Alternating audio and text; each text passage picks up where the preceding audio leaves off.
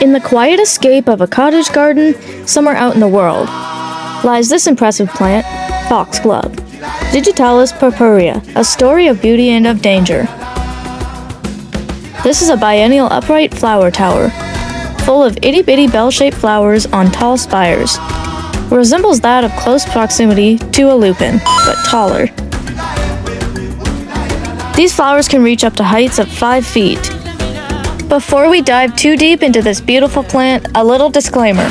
We don't recommend on planting any plant unless you've known the risks of each one.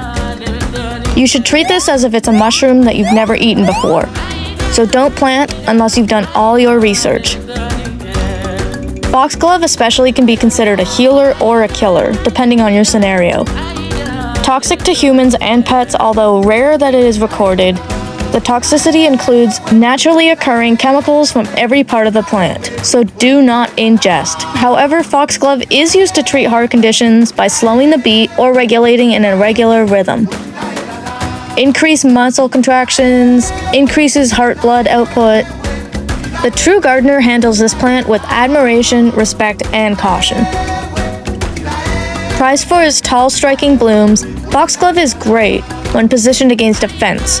Can also be considered invasive to warmer climates, like the Pacific Northwest, New Zealand, and even Australia.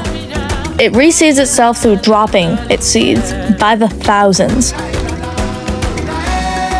Potentially outgrowing native species entirely, be sure to do your research when looking to grow this one in your garden.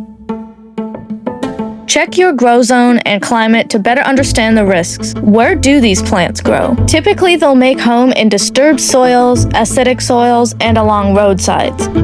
A plant that can both raise the dead and kill the living. This master of disguise contains chemicals called digoxin and digitoxin. They are cardiac glycosides, which is why unless prescribed, they are highly avoided. As the saying goes, the dose makes the poison. Zoning. For this particular species, it can survive zones between 4 to 9. In actuality, this biennial flower can prosper in just about any soil type, as long as it's not too dry or not too wet. One benefit to planting foxglove is that the deer and the rabbits will not eat it. Just so you know how serious this plant can be if you ingest it. It's like taking an unregulated dose of heart medicine. You really do not want to screw around with that. Beyond the garden gates lies a whole world of plants with secrets waiting to be uncovered. After all, it's the botanical tales where every leaf tells a tale.